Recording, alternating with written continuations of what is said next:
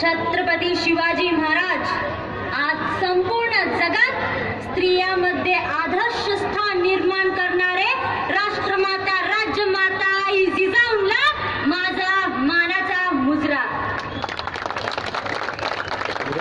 विजयपूर मराठा क्रांती मुखमोर्चाला कानाकोपऱ्यातून आलेले सर्व बंधू भगिनींना मनापासून माझे नमस्कार.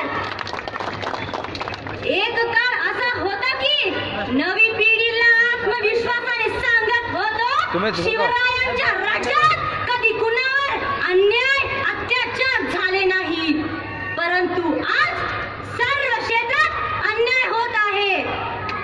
शिवरायांच्या राज्यात स्त्रियांना आदर्श स्थान होतं. इतिहासात असे कितीतरी उदाहरण आहेत, परंतु आज स्त्रियांवर अत्याचार होत आहे. अशीच एक लाजिरवाणी घटना कोपर्डीमध्ये घडली.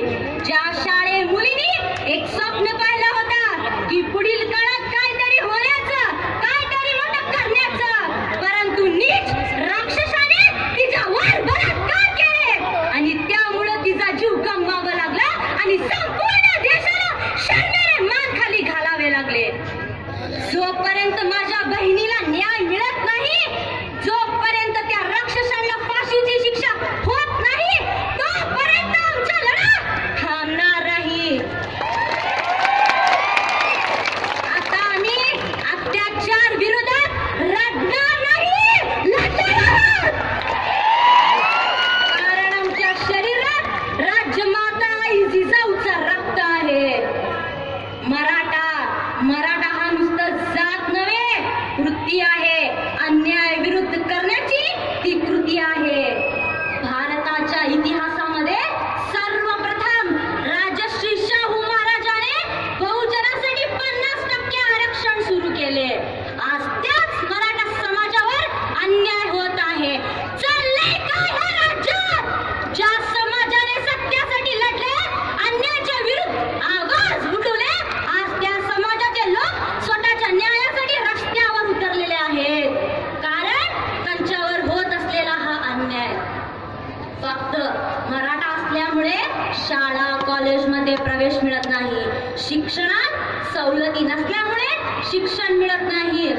आज 90% गुण घेऊन सुद्धा मराठा बंधू भगिनींना इंजिनिअरिंग व मेडिकल क्षेत्रात ऍडमिशन्स मिळत नाही. अन्य फक्त 40% घेऊन सुद्धा प्रवेश मिळत आहे. का? कारण आपण मराठा आहोत म्हणून हा अन्याय. मराठ्याच्या पोटी जन्म घेऊन आम्ही काय पाप केले? स्वतःच्या मुलांना उच्च शिक्षण प्राप्त करण्यासाठी वडिलांना कर्ज काढावं लागतो. त्यांचं आयुष्य कर्ज फेडण्यामध्ये जातो. हा कसला न्याय? अहो, आपल्या मराठा समाजात किती लोक शिकलेत?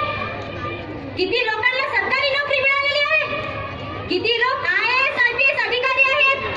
आज आपलं अस्तित्व कुठे आहे? सांगा कुठे आहे? मला खूप दुःख होते सांगताना. आज आपल्या तरुणांवर अन्याय होत आहे आणि त्यामुळेच आज आपली समाजाची परिस्थिती अशी आहे, माय भाकर देत नाही आणि भीक मागू देत नाही. ह्याचा खरं कारण आरक्षण. आम्ही कुठल्याही जाती विरुद्ध नाही, कुठल्याही धर्माच्या विरुद्ध नाही. डॉक्टर बाबासाहेब आंबेडकरांने संविधानामध्ये स्वतःचा हक्क मागण्याचा अधिकार दिला आहे आणि आम्ही फक्त तोच हक्क मागत आहोत. कर्नाटक सरकारच्या मागासवर्गीय आयोगाने शिफारस केली आहे की मराठा समाजाला 2A मध्ये आरक्षण द्यावे.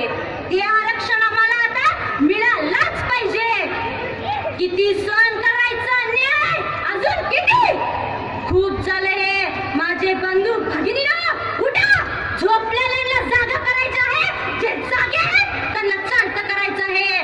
चालणाऱ्यांना वेगवान करायचं आहे आणि वेगवानांना घेऊन चला घेऊ शिवरायांचा आशीर्वाद आणि देऊ आरक्षणाला साथ. जिजाऊच्या लेकींसाठी, मराठ्याच्या एकतेसाठी चला जागूया. कर्नाटक सारा स्वाभिमानाने जगण्यासाठी. या पुढील काळात मराठ्यांचं मन, मनगट आणि मस्तक पुन्हा पुढेही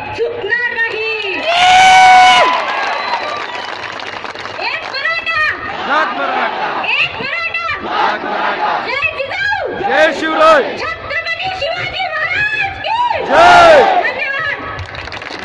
धन्यवाद. आता आमची अजून एक